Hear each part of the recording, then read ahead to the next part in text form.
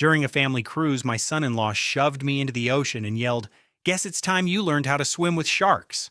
After they dragged me back onto the ship alive, I whispered just 3 words to him. When we got home, I emptied the bank accounts, canceled every credit card, sold my house, and disappeared without a trace. And when they finally called begging for money, I let it ring. Before we begin, tell me where you're watching from. I still can't believe how far this story has traveled.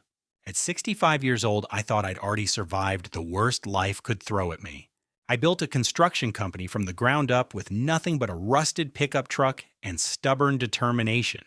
I buried my wife too young. I raised my daughter alone after that. I worked through heartbreak, debt, lawsuits, hurricanes, and recession years that nearly wiped me out. But nothing prepared me for the moment my own son-in-law tried to kill me in the middle of the Atlantic Ocean. The cruise was Sarah's idea. 3 weeks earlier, we were having dinner at my house when she leaned across the table with that warm smile I used to trust completely. "Dad, you work too much," she said. "You need a break. Glenn found this incredible Caribbean cruise deal. 7 days. Just us. Family time." Glenn grinned beside her, relaxed and charming like always. Back then, I still believed he loved my daughter. I still believed he respected me. Funny how quickly illusions drown. The cruise ship itself was unbelievable. Massive. 15 decks of polished luxury, restaurants with names I couldn't pronounce, marble staircases, champagne bars, pools glowing blue at night. Glenn insisted we upgrade everything. Premium dining, spa access, private excursions. "It's my treat, Gerald," he said, patting my shoulder. "You deserve to enjoy life." At the time, I thought he was being generous. Now I know he was spending money he expected to get back after I died. The first couple of days felt perfect. Too perfect. Sarah laughed constantly. Glenn kept asking about my retirement plans, my investments, the future of the company. "You've earned a slower life," he told me one afternoon while we stood near the upper deck railing. "Maybe it's time to finally relax." There was something about the way he said it that unsettled me, but I ignored it. You reach a certain age and start second-guessing your instincts. You tell yourself you're being paranoid, suspicious, cynical. Turns out my instincts were the only honest thing left around me. Everything changed on the third night. After dinner, Glenn suggested we walk the upper deck to get some air. "The stars are amazing tonight," he said. Sarah stayed behind, claiming she needed to call a friend back home. "Lisa," I think she said. Funny thing was, I'd never heard her mention Elisa before. The upper deck was nearly empty. Most passengers were inside drinking, gambling, or watching shows. The ocean stretched endlessly around us, black and silent beneath the moonlight. The wind whipped through my hair as we approached the railing. Then Glenn's voice changed. Cold. "Flat. You know, Gerald," he said quietly, "Sarah and I have been talking a lot lately about the future." I looked over at him. Something in his face made my stomach tighten instantly. Not warmth, not family. Calculation. "The future?" I asked carefully. He stepped closer. "The business, your investments, the house, all the things you've kept locked up for years." The smile disappeared completely. It's amazing how much easier life becomes when obstacles disappear. My pulse spiked. Before I could fully process what he meant, both of his hands slammed into my back. Hard. Violent. The world vanished beneath me. 1 second I was gripping the railing. The next I was falling into darkness. As I dropped toward the freezing ocean below, I heard Glenn scream dramatically behind me. "Help! Man overboard!" But underneath the fake panic, buried beneath the wind, I heard what he really said. "Time to learn how to swim with sharks, old man." The ocean hit me like concrete. The cold punched every ounce of air from my lungs. I sank instantly beneath the surface, dragged down by soaked clothes and sheer shock. Salt water flooded my mouth. My chest burned.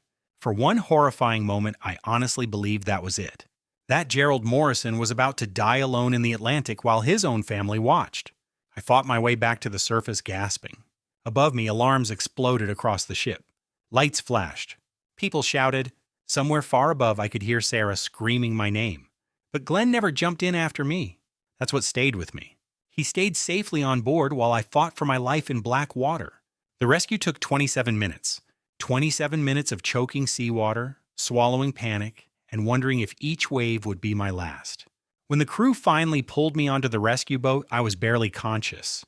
The first face I saw standing above me was Glenn's, crying, holding Sarah dramatically while she sobbed against his chest. "Thank God," he said shakily. "Thank God you're alive." But behind the performance, I saw disappointment. Because this wasn't supposed to be a rescue. It was supposed to be a funeral.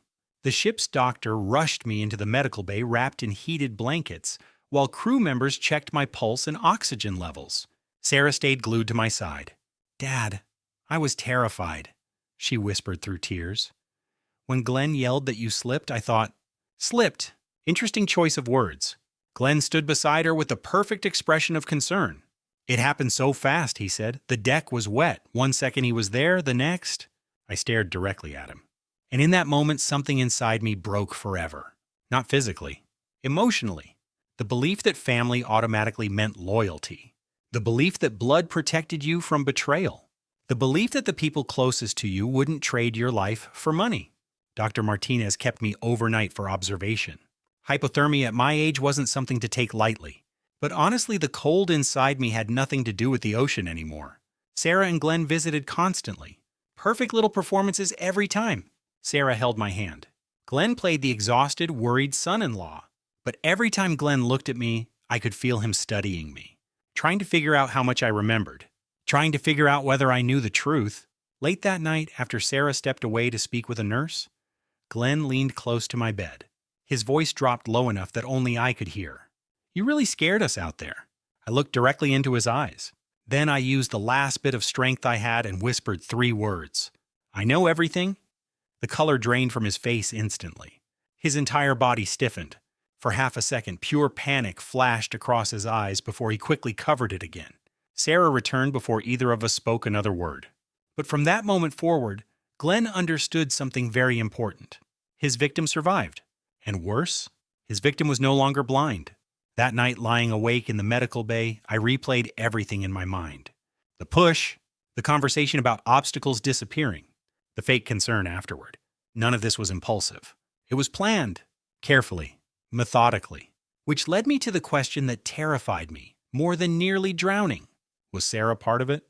Or was she another victim trapped inside Glenn's manipulation? I didn't know the answer yet, but I knew one thing for certain. If Glenn tried once, he'd try again. The next morning, I made the most important decision of my life. I pretended to remember nothing. When Glenn cautiously asked whether I recalled the fall, I acted confused. "The whole thing feels blurry," I said weakly. "I remember the stars, then the water." I watched relief wash across his face. Sarah squeezed my hand tightly. "Don't think about it, Dad. Just focus on recovering." Recovering. Right. Meanwhile, I started watching everything. And once I finally opened my eyes, I realized the signs had been there for months.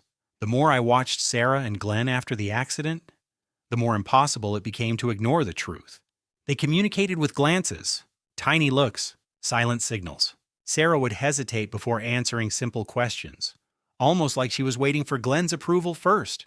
And Glenn kept watching me, not like family, like a man checking whether a problem had truly been solved.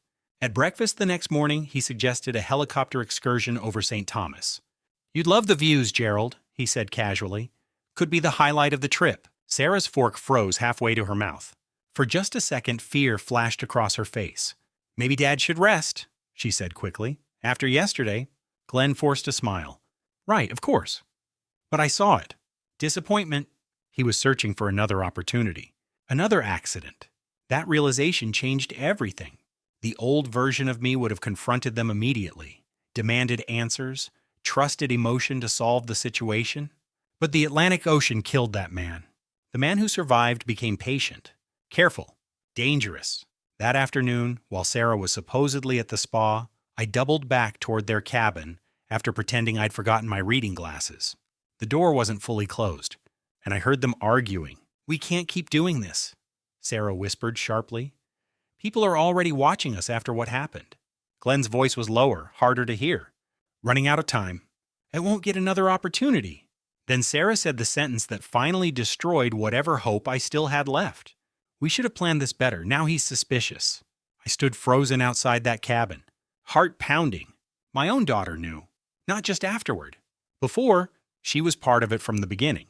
I walked away before they could hear me breathing outside the door. And for the first time since my wife died 20 years earlier, I cried. Not loudly, not dramatically, just quietly, like a man mourning someone who was still alive. That night I couldn't sleep. Instead, I started remembering things I should have noticed months ago. Sarah sitting in my office late one evening, claiming she needed to print work documents while my financial files were open on my laptop. Glenn casually asking about my will over dinner, questions about retirement, about ownership transfer, about whether I planned to take it easy soon. At the time, it felt like concern. Now I understood it was reconnaissance. Then I remembered the phone call from my insurance company 2 weeks before the cruise. A representative had called asking me to verify a request to increase my life insurance policy.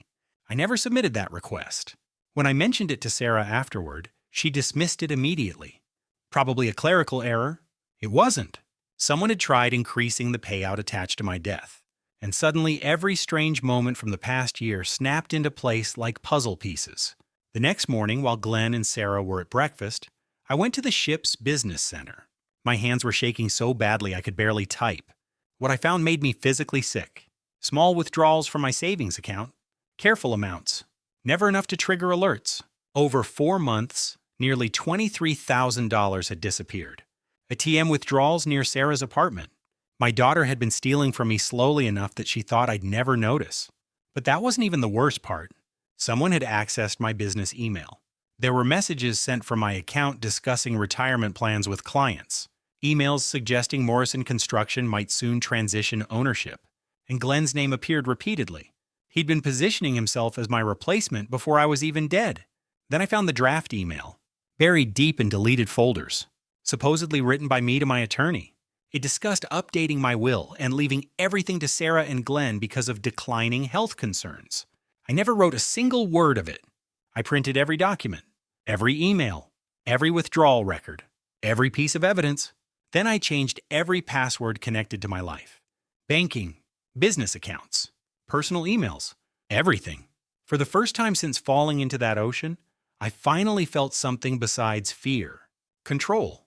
When I returned to the deck chairs later that afternoon, Glenn smiled at me cautiously. "You seem better today." "I feel clearer," I replied. His smile tightened instantly. That evening, Sarah left early for another work call, leaving Glenn and me alone at the sports bar on deck 12.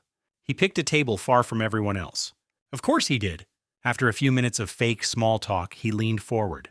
"You've seemed different since the accident," he said carefully. "You sure you're okay?"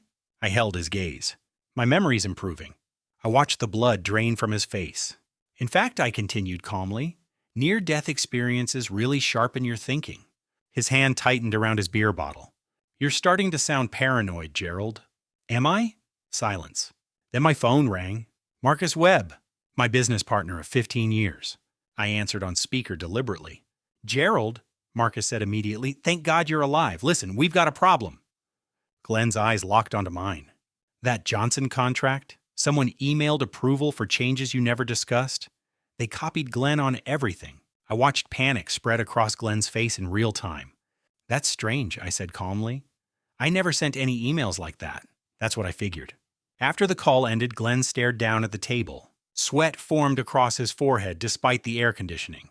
Finally, he whispered, "You don't understand the pressure we've been under." There it was. Not denial. "Excuse. Pressure?" I asked quietly. Debt, bills, Sarah losing her job. Everything spiraled so fast.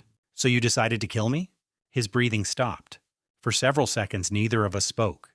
Then he said the words that erased any remaining doubt forever. "It wasn't supposed to happen like that." Not horror, not guilt. Frustration. Like he was upset the plan failed. "You weren't supposed to survive," he muttered. I leaned back slowly. And for the first time since the cruise began, I saw fear in him. Real fear, because now he understood something. I wasn't the confused old man anymore. I knew exactly who he was. "And Sarah?" I asked. He said nothing. Didn't need to. His silence confirmed everything. I stood up carefully. "Well, Glenn," I said softly, "here's the problem with failed murders." He looked up. "The victim gets a turn." I walked away from that table without looking back. That night, while the ship cut through dark water toward Miami, I sat alone in my cabin and made a decision. I wasn't going to call the police. I wasn't going to confront Sarah. I wasn't going to waste years fighting emotional wars in courtrooms while they drained whatever remained of my life. No, I was going to disappear. Completely. And when we docked in Miami the next morning, I started erasing myself from their world piece by piece. By 7:30 a.m., I was sitting inside First National Bank with my personal banker, Margaret Chen. She looked stunned as I slid paperwork across her desk. I need every shared access point removed immediately, I told her. New accounts, new security, new everything. She hesitated. Gerald, are you sure? Someone close to me has been stealing from me, I said flatly, and I believe they may try worse next time. Within 2 hours, my old checking accounts were closed. Credit cards canceled. New accounts opened under entirely different institutions. Then came my attorney. Patricia Holbrook had handled my legal affairs for almost 3 decades. When I showed her the evidence from the cruise, she removed her glasses slowly and stared at me in silence. This is elder abuse, she finally said quietly. Fraud? Attempted murder? I don't want criminal charges. Her eyebrows rose immediately. Gerald, your daughter helped plan your death. The words hurt more hearing them out loud. But my decision was already made. I don't want revenge through courts, I said. I want freedom. For the next several hours, we rebuilt my life from scratch. A new will. A new trust. Everything transferred away from Sarah permanently. The Morrison Foundation for Adult Literacy became the sole beneficiary of my estate. Not my daughter. Not Glenn. Not a single dollar. Then came the hardest part. Selling the house. The house where Sarah learned to walk. Where my wife took her final breath. Where every Christmas memory still lived inside the walls. But it had become poisoned. So I sold it through a private cash buyer. Fast. Quiet. Final. After that, I met Marcus at Morrison Construction headquarters. He nearly dropped the paperwork when I told him I was selling him the company. Gerald, this business is your life. No, I said softly. It was. By sunset that evening, I no longer officially existed in the lives Sarah and Glenn knew. New bank accounts. New phone number. New address. No house. No company. Nothing left they could trace. I rented a small furnished apartment across town using cash. Nothing fancy. Just quiet. That night, my new phone rang for the first time. Sarah. I let it go to voicemail. Dad, where are you? We've been trying to find you all day. The bank says our cards were canceled. Please call me. Another message. Dad, someone said the house is being sold. What's happening? Then Glenn. We need to talk immediately. I sat alone in my tiny apartment eating cold Chinese takeout, while their panic filled my voicemail one message at a time. And for the first time in years, I felt safe. The first real call came 11 days after I disappeared. 6:47 in the morning. I was standing in the kitchen of my small rented apartment making coffee when the new phone rang. Unknown number. For a second, I considered ignoring it. But curiosity won. I answered without speaking. Silence. Then Sarah's voice cracked through the line. Dad? I closed my eyes. It sounded smaller than I remembered. Fragile. Dad, please, I know this is you. I said nothing.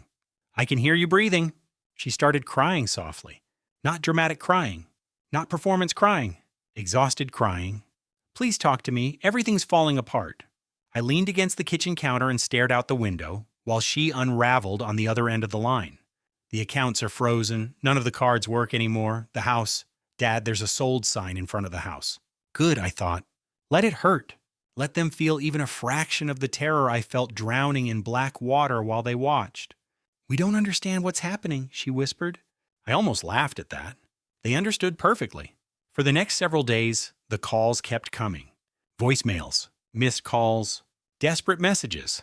Sarah cried. Glenn threatened. Then Sarah cried again. I listened to every voicemail carefully without responding once.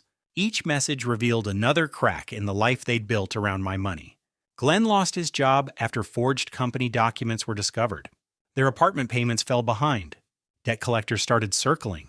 One voicemail from Sarah finally explained the truth I'd suspected all along. Dad, Glenn owes people money. Not criminals. Not dangerous underground sharks. Just years of reckless debt. Credit cards. Online gambling. Payday loans. The kind of stupidity that slowly strangles people while they pretend everything's fine. And somewhere along the way, they convinced themselves my death would solve everything. One afternoon, Glenn finally left a voicemail himself, and hearing his voice made my stomach turn instantly.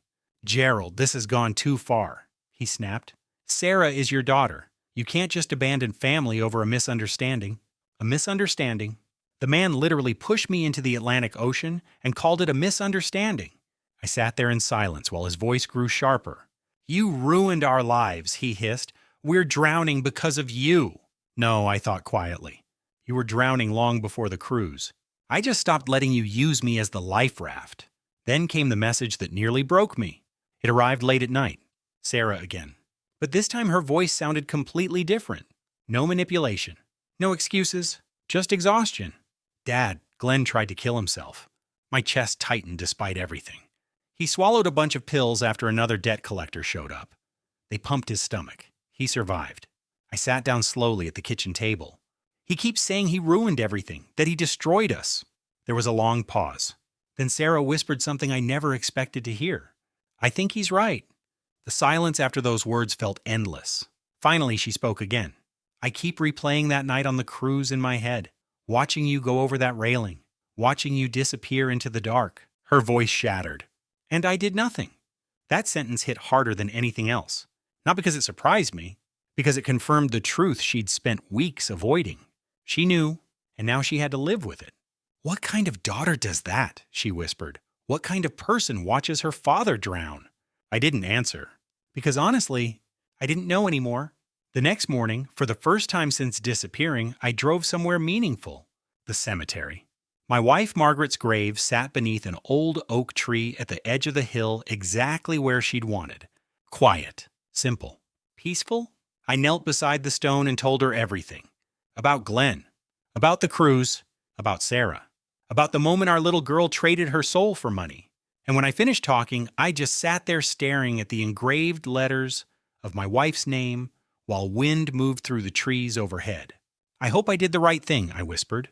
No answer came. Just silence. But somehow the silence felt understanding. As I walked back toward my car, my phone rang again. Sarah. For several seconds I stared at the screen. Then finally, I answered. Hello, Sarah. The sharp inhale on the other end told me she never expected me to actually pick up. Dad. I could barely hear her. Please don't hang up. I stayed silent. Then the words started pouring out of her. Not rehearsed. Not manipulative. Real.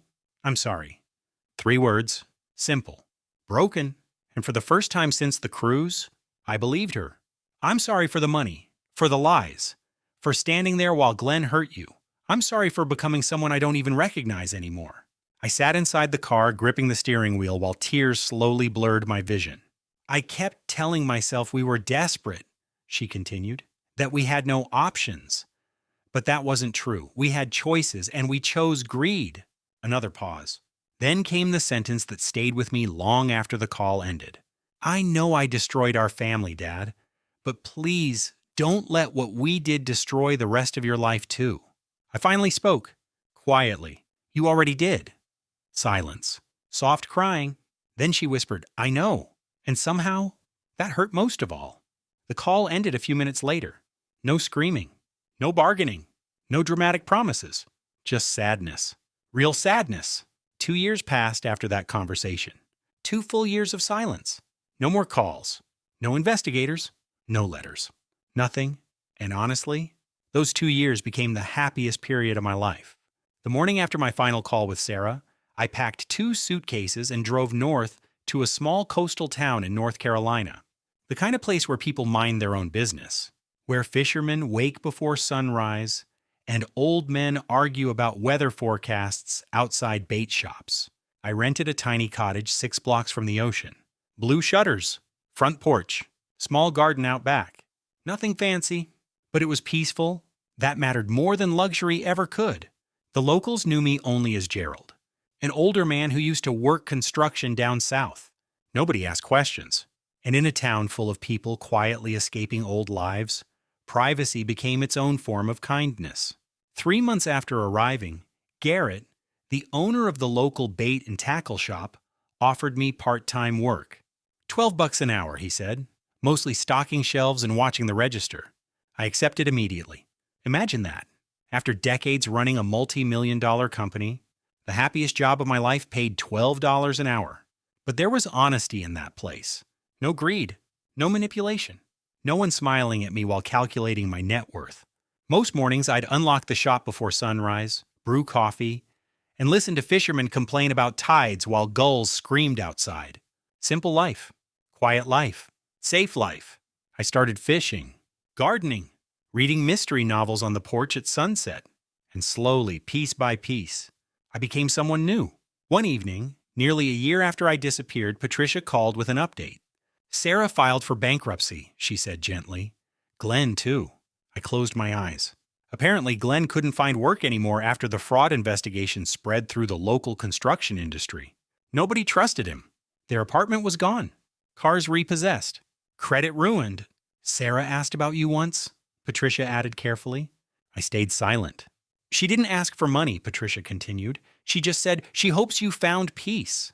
That sentence stayed with me for a long time. Because I really had. Then one afternoon something happened that reminded me why disappearing saved my life. A man in an expensive suit walked into Garrett's bait shop. Private investigator. You could smell it immediately.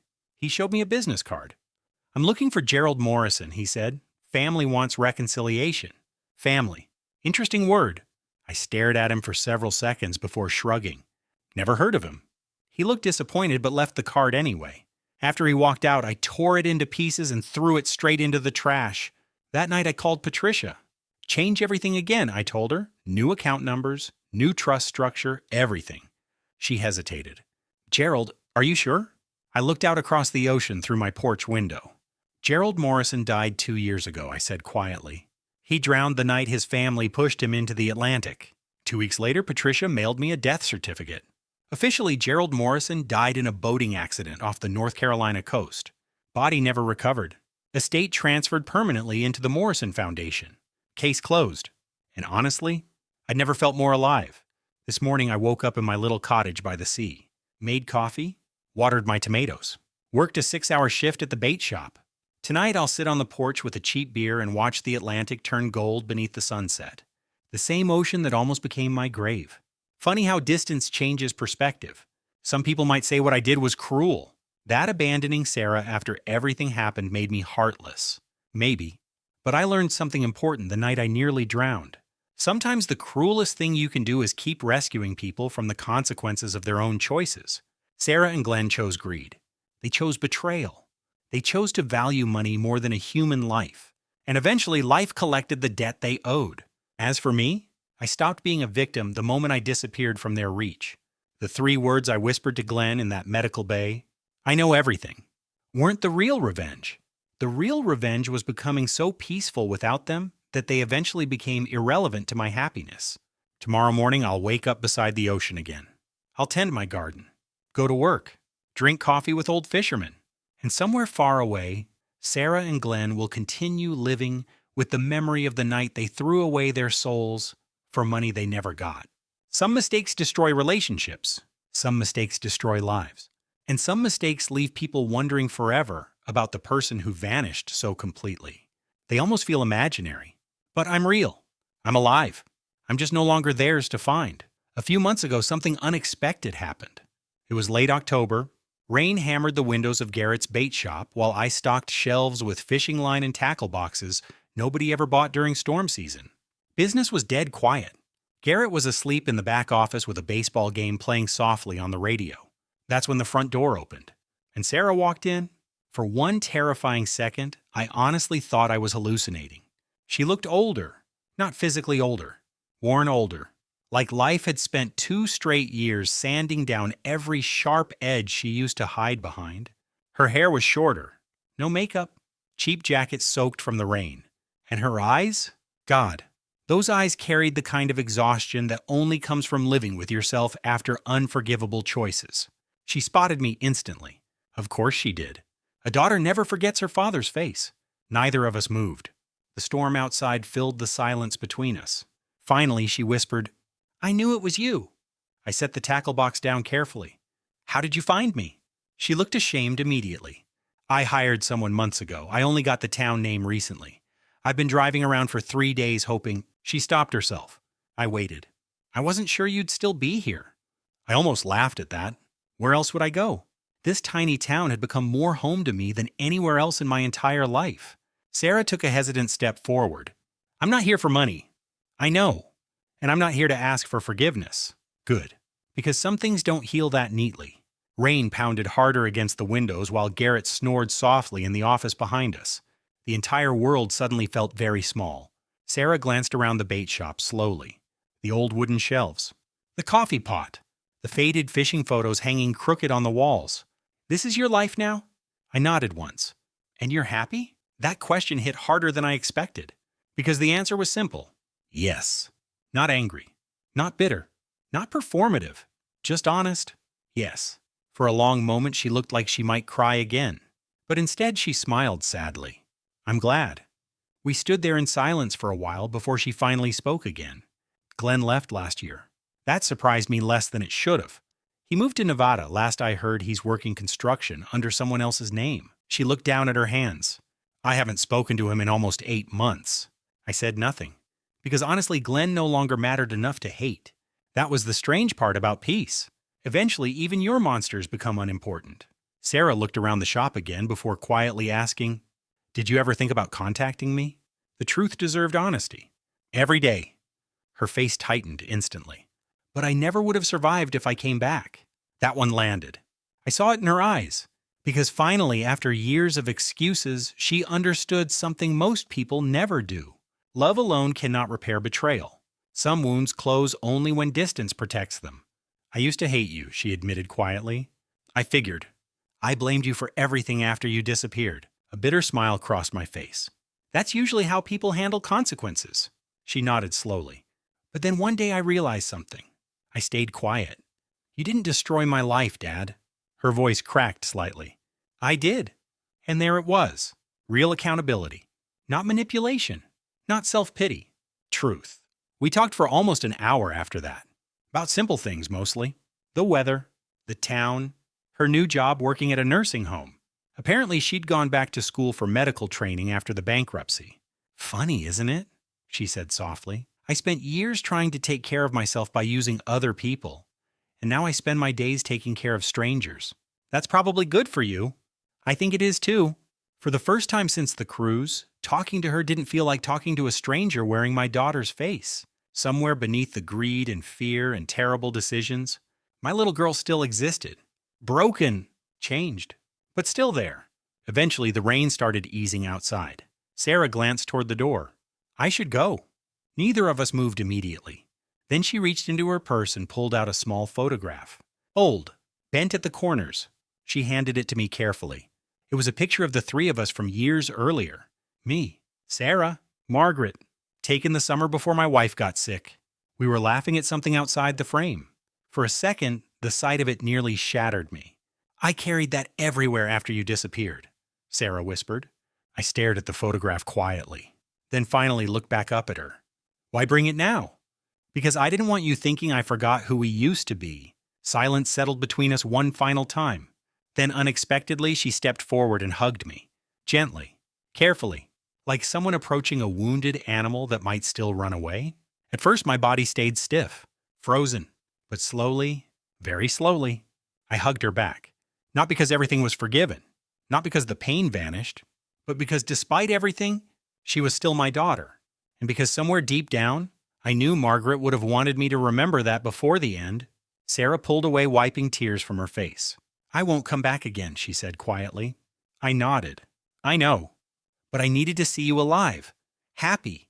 I needed to know disappearing actually saved you. I looked around the tiny bait shop, at the quiet little life I'd built from the ruins of betrayal. Then I looked back at my daughter. It did. She smiled through tears. Goodbye, Dad. Goodbye, Sarah. Then she walked out into the fading rain and disappeared down the empty street without looking back. And strangely, that goodbye didn't feel tragic. It felt complete. That night, I sat on my porch, listening to waves crash against the shore while the old photograph rested beside my beer bottle on the table. The Atlantic Ocean stretched endlessly beneath the moonlight. The same ocean where I nearly died. The same ocean that destroyed one version of me and saved another. People always think revenge is loud, violent, explosive. But they're wrong. Real revenge is quieter than that. Real revenge is healing so completely that the people who hurt you no longer control your happiness. It's waking up peaceful while they live with the echoes of their own choices. It's building a life so honest and calm that betrayal can never reach it again. I used to think survival meant winning. Now I understand something better. Peace is the real victory. And after everything, I finally found mine. About 6 months after Sarah visited the bait shop, winter settled over the coast. Tourists disappeared. The beaches emptied. Cold wind rolled off the Atlantic hard enough to rattle the windows at night. I started spending more evenings indoors, reading beside the small heater in my cottage while rain tapped softly against the roof. Life had become beautifully ordinary, and after everything I'd survived, ordinary felt sacred. One Tuesday morning, Garrett handed me an envelope while I was stocking shelves. "No return address," he grunted, probably another bill collector looking for somebody. I almost tossed it unopened, but something about the handwriting stopped me. Sarah. I recognized it instantly. For several minutes, I just stood there staring at the envelope, while the shop radio crackled softly in the background. Then finally, I opened it. Inside was a single handwritten letter. No manipulation, no requests, no excuses, just honesty. She wrote that she'd moved to a different state, that she was working nights at a rehabilitation center, helping elderly patients recover after surgeries and strokes. She wrote that every time she helped someone walk again, she thought about me fighting to stay alive in the ocean. That sentence alone nearly broke me. Then came the part I read 3 separate times. Dad. For a long time, I kept asking myself how Glenn convinced me to become someone so terrible. But eventually, I realized something painful. He didn't create that weakness in me. He revealed it. I sat down slowly behind the counter. Outside, waves crashed somewhere beyond the harbor. "I was greedy," she wrote. "I was scared. I wanted an easy escape from consequences, and I let money matter more than morality. That truth belongs to me, not Glenn." Most people spend their entire lives avoiding accountability. My daughter had finally stopped running from hers. Near the bottom of the letter, she wrote something else.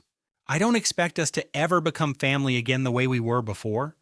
Some things can't be rebuilt after they break, but I hope someday, when you think about me, the memory hurts a little less." I folded the letter carefully and slipped it into my jacket pocket. Then I walked outside alone. The ocean looked steel gray beneath the winter clouds. Cold, restless, alive. Funny thing about surviving betrayal. People think healing arrives all at once, like some dramatic movie moment where suddenly the pain disappears. But real healing happens quietly, in tiny pieces. A morning where you wake up without anger being the first thing you feel. An afternoon where laughter comes naturally again. A sunset you actually notice instead of staring through. And one day, without realizing exactly when it happened, the people who broke you stop being the center of your story. That's the part nobody tells you. Pain fades. Not completely, but enough. Enough to breathe again. Enough to live. Enough to become someone new. That evening, I lit a small fire outside my cottage and sat beneath the stars wrapped in an old blanket while the Atlantic rolled endlessly in front of me. The same Atlantic that once terrified me. Now it sounded peaceful, almost protective. I thought about the man I used to be before the cruise. The hard-working father who believed love automatically guaranteed loyalty. The man who thought providing money was the same thing as protecting family. I don't blame him anymore. He was doing the best he could. But he was naive, because love without boundaries becomes permission, and generosity without caution attracts people who mistake kindness for weakness. I learned those lessons the hard way, almost fatally. But I also learned something beautiful. Starting over is possible at any age. At 65, I thought life was winding down. Turns out it was beginning again. Smaller house, smaller income, smaller world. But somehow, a much larger peace. These days I wake up before sunrise most mornings. I make coffee, water the garden, feed the stray orange cat that adopted my porch last spring. Then I walk to the bait shop while gulls circle overhead and fishermen curse at the weather. Simple routines, honest routines. Nobody here cares what my net worth used to be. Nobody asks what happened in Florida. To them, I'm just Gerald. And honestly, that might be the greatest gift I've ever received. Sometimes at night, I still think about that moment on the cruise ship. The push, the freezing water, the realization that the people I trusted most wanted me gone. For a long time, those memories poisoned everything. But not anymore. Now, when I remember that night, I realize something strange. That wasn't the night my life ended. It was the night my false life ended. The illusion, the dependency. The version of me that believed being needed was the same thing as being loved. The ocean took that man away. And in return, It gave me freedom. A few weeks ago, Garrett asked me something while we were closing up the shop. You ever miss your old life? I thought about it honestly before answering. I missed my wife. I missed the little girl Sarah used to be. I missed believing the world was simpler than it actually is. But the old life itself? Number. Because peace has a strange way of changing your definition of wealth. These days, wealth means sleeping without fear, eating dinner without manipulation sitting across from you, watching sunsets without worrying who's secretly waiting for you to die. That's real wealth. And I'm richer now than I ever was when I owned half of Tampa construction contracts. Tonight, the Atlantic is calm. Moonlight stretches across the water like silver glass. My garden is growing again after winter. The porch light hums softly above my head. And somewhere out there in the world, Sarah is trying to rebuild herself one honest day at a time. I hope she succeeds. Not because forgiveness erased the past, but because carrying hatred forever is another kind of drowning. And I survived the ocean once already. I don't plan on drowning twice. If there's one thing this story taught me, it's this. Sometimes survival doesn't look heroic. Sometimes survival is simply walking away quietly before broken people destroy what's left of your soul. Sometimes the strongest thing you can do is disappear from the lives that keep hurting you. And sometimes, the most powerful revenge of all is building a peaceful life so beautiful that the people who betrayed you can never reach it again. I used to think losing everything would destroy me, but standing here now, listening to the waves outside my little cottage by the sea, I finally understand the truth. I didn't lose everything. I lost the people willing to sacrifice me for money. And in losing them, I found myself.